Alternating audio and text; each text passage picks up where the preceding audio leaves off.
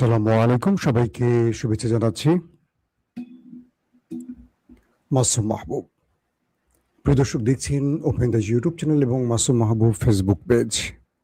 আপনারা শুনতে এবং দেখতে পাচ্ছেন ক্লিয়ার? আমাকে একটু কমেন্ট করে জানাবেন। শুক্রবারের এই সকালে, অর্থাৎ এপ্রিলের 24 তারিখ, আজকে শুক্রবার। অনেকে আমাকে বলেন ডেট বলে দেওয়ার জন্য। আসলে ভিডিওর শুরুতে কিন্তু সবসময় ডেট থাকে। আপনারা যখন ইউটিউবে দেখেন, দেখবেন যে এটা কতদিন আগের ভিডিও সেখানে লেখা থাকে। তারপরেও অনেকে বলেন, চেষ্টা করব মনে রেখে কথাটা বলার জন্য। আজকে এপ্রিল 24 তারিখ, শুক্রবার। দর্শক, বেশ কিছু গুরুত্বপূর্ণ খবর আছে। প্রথম খবরটি হলো, হঠাৎ করে ইরানের এয়ার ডিফেন্স অন হয়েছিল, সেখান থেকে কিছু একটাকে টার্গেট করে মিসাইল ছোড়া হয়েছে। পাশাপাশি আমেরিকাতে এবং ইসরায়েলে জরুরি বৈঠক শুরু হয়েছে প্রধানমন্ত্রী এবং প্রেসিডেন্ট কার্যালয়। কি চলছে সেখানে?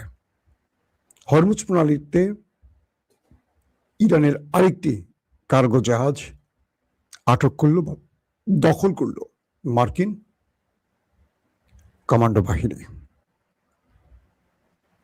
পাশাপাশি লেবাননে ইসরায়েলের হামলার ঘটনা ঘটেছে। সবকিছু মিলে আজকের লাইভ সেশনটি। প্রিয় দর্শক, আমি শুরুতে একটু বাংলাদেশের কিছু তথ্য দিয়ে শুরু করতে চাই। বাংলাদেশ ক্রমান্বয়ে হিংসাত্মক মনোভাবের দিকে এগিয়ে চলছে। আমরা দেখলাম যে চিটাগংয়ের একটি মামুলি ঘটনাকে কেন্দ্র করে দুটো ছাত্র রাজনৈতিক দল বা ছাত্র সংগঠনের মধ্যে কোপাকুপির ঘটনা ঘটেছে, পা বিচ্ছিন্ন করে ফেলার মতো ঘটনা ঘটেছে। এরপর আমরা দেখলাম ঢাকা বিশ্ববিদ্যালয় ঘিরে উত্তেজনা বৃদ্ধি পাচ্ছে। আমি আমার জায়গা থেকে বলছি, গত 15-16 বছরে সর্বাধিক নির্যাতিত হওয়া, মজলুম হওয়া দুটো ছাত্র সংগঠন, ছাত্র দল এবং ছাত্র শিবির। ছাত্রদল প্রকাশ্যে মাঠে নামতে পারলেও শিবিরকে একেবারে অঘোষিতভাবে নিষিদ্ধ করে রাখা হয়েছে আওয়ামী লীগ আমলে। এবং এই নিষিদ্ধ হওয়া বা গোপনে থাকা শিবিরই বলা চলে মূল ফ্রেমে এসে হাসিনার পতন ঘটিয়েছে। এটা আমি না, সবগুলো গণমাধ্যম দাবি করছে। এবং হাসিনা তার ভারত থেকে যে বক্তব্যগুলো প্রচার করেছে, সেখানেও হাসিনা নিজের মুখে কথাটা বলেছে। এবং হাসিনা তার ক্ষমতা হারানোর কয়েকদিন আগে জামাত শিবিরকে নিষিদ্ধ করেছিল এই একটি কারণেই, কারণ তার কাছে গোয়েন্দা তথ্য ছিল যে জামাত শিবিরই মূল আন্দোলনটা করছে, তার সাথে বিএনপির নেতাকর্মীরাও যুক্ত হয়েছে। 15-16 বছর যে দুটো দল, ছাত্র সংগঠন সর্বাধিক নির্যাতিত হয়েছে, তারা 2-3 মাসও এক টেবিলে একসাথে বসতে পারছে না। ছাত্রদলকে এখন হঠাৎ করে কেন যেন ছাত্রলীগ হতে হচ্ছে। ছাত্রদল তার 15 বছরের স্মৃতি ভুলে গেছে এবং তারা নিজেরা ছাত্রলীগ হতে চাচ্ছে। এবং ছাত্রলীগ হলে তার পরিণতি কি সেটাও তারা ভুলে যাচ্ছে। এটা হলো সবচেয়ে বেশি দুঃখজনক। এখন বলবেন, মাসুম ভাই আপনি তো একটা পক্ষের। ভাই, বাংলাদেশের কথা বলাটাই এখন বিপজ্জনক। সত্য বললে আপনি একটা পক্ষে চলে যাবেন। সত্য তো একটা আছে নাকি? সত্য একটা আছে না? ধরেন কি ঘটেছে কালকে। মাহমুদ নামে একটা ছেলে তারেক রহমানের মেয়ে জাইমা রহমানকে নিয়ে ফেসবুকে কটূক্তি করেছে বা কোনো একটা বাজে ছবি পোস্ট করেছে, এই অভিযোগ তুলেছে ছাত্রদল। যখন শাহবাগ থানায় এসছিল ডাকসুর 2 নেতা জোবায়ের এবং মোসাদ্দেক, তাদেরকে ব্যাপক মারধর করে ছাত্রদলের ছেলেরা। এটি ডাকসু থেকে অভিযোগ করেছে সাদেক কায়েম। এবং আমরা টেলিভিশনগুলোর ফুটেজে সেই দৃশ্য দেখেছি, মোসাদ্দেক এবং জোবায়েরের সাথে কি করছে ছাত্রদল। একটি থানার সামনে দাঁড়িয়ে ডাকসুর রানিং নেতাদেরকে মারধর করার ঘটনা ঘটেছে, পুলিশ দাঁড়িয়ে দেখেছে। ঠিক আওয়ামী লীগ আমলে ছাত্রলীগের অপকর্মগুলো পুলিশ যেভাবে দেখত, তাহলে ফ্যাসিজমের পর যে পরিবর্তনটা আসার কথা ছিল, সেই পরিবর্তনটা কি আমরা পেয়েছি? পাইনি। কারণ যারা এখন ক্ষমতায় বসছেন তারা এই পরিবর্তন করতে চান না। তারা চান ক্ষমতার পূর্ণ স্বাদ গ্রহণ করতে। আবার যখন তারা বিরোধী দলে বসবেন, অন্য কেউ ক্ষমতায় বসবে, তখন তারা আবারও মানবিক হয়ে উঠবেন, তারা আবারও গণতান্ত্রিক অধিকারের কথা বলবে, তারা আবারও পুলিশের এই অন্যায় কাজগুলো, যে তারা জনগণকে নিরাপত্তা দেয় না, ক্ষমতাসীনদের নিরাপত্তা দেয়, এই বিষয়গুলো নিয়ে প্রশ্ন তুলবেন। এই কালচারটা বন্ধ হওয়া উচিত। যখন তারেক রহমান লন্ডন থেকে এসছেন তখন আমরা খুব আশা করেছিলাম যে তিনি একটা গঠনমূলক রাজনীতি করবেন। তিনি চাইছেন, এখন পর্যন্ত তার প্রতিটি বক্তব্যে দেখছি তিনি গঠনমূলক রাজনীতি করতে চাইছেন, কিন্তু তার দল কি করছে এই ব্যাপারে তাকে সোচ্চার থাকতে হবে, নতুবা তাকেও হাসিনার মতো করুণ পরিণতি ভোগ করতে হবে। একদম স্টেট বলছি আমি। হাসিনা তো লাগিয়ে দিতেন সন্ত্রাসী বাহিনী, তারেক রহমান সেটা করেন না। তিনি বারবারই, তিনি নির্বাচনের আগে অন্তর্বর্তীকালীন সরকারের সময় প্রচুর নেতাদেরকে বহিষ্কার করেছেন, এখন কিন্তু আর বহিষ্কার করছেন না, কারণ ক্ষমতা চলে এসছেন। এখন আর মেবি ভোটের প্রয়োজন হবে না আগামী 5 বছর, জানি না কয় বছর। রিউমার স্কিনার যারা এই ফটো কার্ডগুলোর সঠিক না ব্যাঠিক, ভুয়া না আসল চেক করে, তারা চেক করে দেখলো এটা একটা ভুয়া ফটো কার্ড, অর্থাৎ এই কাজটি যারা করেছে তারাই এই আন্দোলনটা করছে। মানে এটা মোসাদ্দেক বা শিবির বা ডাকসু নেতারা কেউ এই কার্ডটি তৈরি করেনি, কেউ পোস্ট করেনি। এই ভুয়া কার্ডটি কেউ তৈরি করেছে, ধরেন এটা ছাত্রলীগ তৈরি করছে বা আওয়ামী লীগ করেছে বা এজেন্সি করেছে, করে ছাত্রদলকে শিবিরের সাথে লাগিয়ে দিয়েছে। একটা ভুয়া কার্ডকে নিয়ে, জাইমা রহমানের নাম করে একটি ভুয়া কার্ডকে নিয়ে কালকে শাহবাগের সামনে যা ঘটলো এটা খুবই দুঃখজনক। ঢাকা ভার্সিটির নেতাকে এখন আমাদের গণেশ, তার চেহারা সুরুত বা তার বডি ল্যাঙ্গুয়েজ দেখবেন, সে কত বছর ধরে বিশ্ববিদ্যালয়ে ভর্তি হয়েছে, এখন কোন ইয়ারে আছে একটু খোঁজ নেন। কেন তারেক রহমান এর চেয়ে মেধাবী ভালো কোনো ছেলেকে ডাকসু নেতা করতে পারেন না? এদেরকে করার অর্থটা কি? যে আমার সন্ত্রাসী লাগবে, আমার অছাত্র লাগবে? আমি বুঝি না আসলে। ডাকসুর নির্বাচনের পরও যদি বিএনপি না শিক্ষা নেয়, আমার মনে হয় এর চেয়ে দুঃখজনক আর কিছু হতে পারে না, যে ডাকসুতে শিবির সবগুলো আসনে জয়লাভ করে, ছাত্রদল একটি আসন পায় না।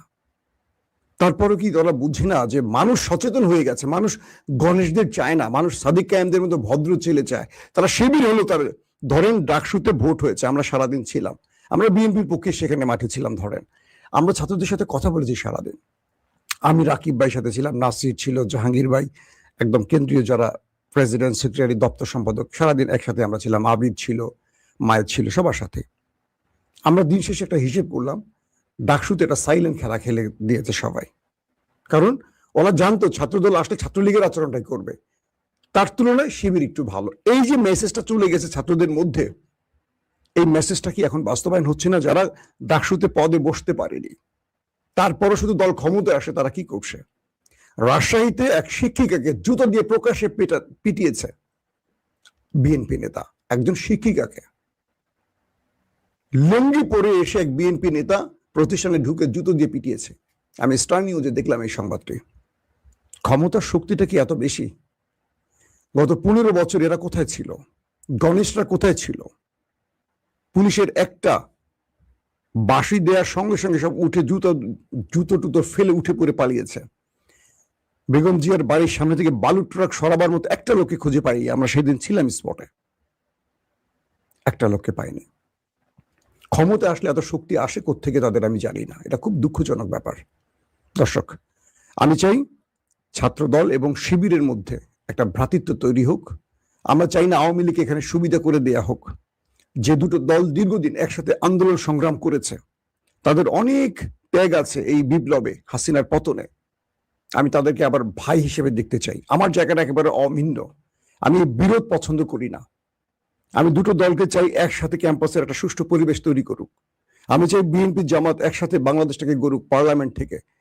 শিবির ছাত্রদল ক্যাম্পাসকে সুন্দর করবে, বিএনপি জামাত দেশকে সুন্দর করবে, এটা হলো আমার স্বপ্ন। তাই আমি এই কথাগুলো আজকে আপনাদের সামনে মানে আপনাদেরই উদ্দেশ্য করে বললাম। দর্শক, আসি আপনাদের আন্তর্জাতিক খবরে। আপনারা বাংলাদেশের খবর দেখতে চান না আমি জানি, এই পচা খবর কেউ আসলে শুনতে চায় না। দিন শুরুটা হবে একটা ভালো খবর, দেশের খবর পাওয়া যায় না। হঠাৎ করে ইরানের ভেতরে রাতে এয়ার ডিফেন্স অন হয়ে গেছে। বলা হচ্ছে কিছু মিসাইল ছুটে চলছে কোনিকে টার্গেটকে হিট করার জন্য। পুরো ইরানিরা রাস্তায় নেমেছে, তেহরানের জনগণ স্লোগান দিয়েছে রাতভর। এখন পর্যন্ত জানা যায়নি আসলে ঘটনাটা কি। কিছু মাধ্যম বলছে যে ইসরায়েল থেকে কোনো ড্রোন কিংবা মিসাইল এসেছিল, সেটাকে টার্গেট করে ইরান এয়ার ডিফেন্স দিয়ে হিট করেছে। কিছু মাধ্যম বলছে ইরানের হাতে নতুন এয়ার ডিফেন্স এসছে, সেটিকে পরীক্ষা করেছে ইরান। ইসরায়েলের পক্ষ থেকে বলা হয়েছে তাদের কোনো অপারেশন ইরানে হয়নি। মানে ইসরায়েলের গণমাধ্যম দাবি করেছে যে ইসরায়েল ইরানে গত রাতে কোনো অপারেশন করেনি। পাশাপাশি হঠাৎ করে মার্ক রুবিও এবং স্টিভ উইটকফ জেডি ভেন্সকে তলব করেছে মিস্টার প্রেসিডেন্ট ডোনাল্ড ট্রাম্প। তারা হন্তদন্ত হয়ে হোয়াইট হাউসে প্রবেশ করেছে। বলা হচ্ছে যে এই তিনজনের সাথে গুরুত্বপূর্ণ রুদ্ধদ্বার মিটিং করেন ডোনাল্ড ট্রাম্প। একই সময় ইসরায়েলে নেতানিয়াহু তার ক্যাবিনেটের সাথে গুরুত্বপূর্ণ মিটিং করেন এবং নেতানিয়াহু আমেরিকার কাছ থেকে অনুমতি চেয়েছে তিনি ইরানে আবার আক্রমণ করতে চাচ্ছেন, এমন তথ্য এসছে। নেতানিয়াহু ট্রাম্পকে বলেছেন যে আমি ইরানে আমার শেষ আক্রমণটা করতে চাই, আপনাদের অনুমতি চাই। এবং দুই দেশে ইরানে নতুন করে আক্রমণের জন্য আলোচনা চলছে, এটাও ইরান জানে। বলা হচ্ছে আমেরিকা ইরানের উপর এবার শেষ সবচেয়ে বড় আক্রমণটি করতে চায় যদি ইরান আমেরিকার সাথে শান্তি চুক্তির ডিলটি না করে। আর ইরান বলছে তুমি শান্তি চুক্তির কথা বলছো, তুমি তো নিজে অশান্তি তৈরি করে বসে আছো হরমুজ প্রণালীতে, তুমি এখানে আমার জলসীমায় কি করছো? আমি কি তোমার জলসীমায় প্রবেশ করেছি, বা আমি কি তোমার জলসীমায় গিয়ে তোমার রাস্তা আটকে ধরেছি? তুমি আমার জলসীমায় কি করছো আমেরিকা? মজার বিষয় হলো ইরান এ পর্যন্ত প্রায় 80টি জাহাজ আমেরিকার নাকের ডগা দিয়ে বের করেছে হরমুজ প্রণালী দিয়ে, 80টির মতো। গতকালকে পর্যন্ত 60টির খবর পেয়েছি, আজকে রাতে আরো 20টির খবর এসছে। ইরান এখনো কনফার্ম করেনি, কনফার্ম করলে চূড়ান্তভাবে জানা যাবে। কিছু মাধ্যম কনফার্ম করেছে। বলা হচ্ছে যে আমেরিকা যেই পথে নৌ অবরোধ তৈরি করেছে সেই পথের সামনে দিয়েই ইরানের এই পর্যন্ত 80টি, গত কয়েক ঘন্টা 80টি কার্গো জাহাজ বের হয়েছে। এর মধ্যে কালকে রাতে হরমুজ প্রণালীতে আরেকটি ইরানি জাহাজকে জব্দ করেছে বা আটক করেছে আমেরিকার কমান্ডো বাহিনী, এবং আমেরিকা সেই ফুটেজ রিলিজ করেছে তাদের গণমাধ্যমে। এবং সেখানে দেখা যায় আমেরিকার কমান্ডো বাহিনীরা হেলিকপ্টারে এসে ইরানের সেই জাহাজটিকে আটক করে। বলা হচ্ছে এটি ইরানের জাহাজ নয়, ইরানের স্বার্থ সংশ্লিষ্ট কোনো থার্ড পার্টির জাহাজ, অর্থাৎ এটি দিয়ে তেল আসা যাওয়া করছে, কিন্তু এটার মালিকানা ইরানের নয়, কোনো অন্য কোনো দেশ বা অন্য কোনো সংস্থা এটার মালিক। এবং এই জাহাজগুলো কয়েকটি ধাপে পথ পাড়ি দেয়, কখনো ইরান পার করে দেয়, তারপর অন্য রাষ্ট্র দায়িত্ব নেয়, এভাবে কয়েকটি ভাগে ভাগে জাহাজগুলো পার হয়, এমনটি বলা হচ্ছে। ইরান যখন শত্রুপক্ষের একটি জাহাজকে জব্দ করে, তারপরে আমেরিকা নতুন করে আরেকটি ইরানি জাহাজ জব্দ করে। এরপর বলা হয়েছে যে মুস্তফা খামেনির পক্ষ থেকে বলা হয়েছে যে তারা এটা ডবল প্রতিশোধ নিতে যাচ্ছে, অর্থাৎ এই একটি জাহাজের বিপরীতে আরো বড় প্রতিশোধ নেবে ইরানের মুস্তফা বাহিনী। দর্শক, বেশ গরম লাগছে। আশা করি আপনাদেরকে নেক্সট ভিডিওতে আমি আরো কিছু তথ্য দেওয়ার চেষ্টা করব। এখনকার মতো বিদায় নিচ্ছি। আল্লাহ হাফেজ। ওপেন দাইস মানে সত্যকে সত্য বলা, মিথ্যেকে মিথ্যে বলা। আমরা শোনা কথা নয়, চোখে যা দেখি তাই বলি।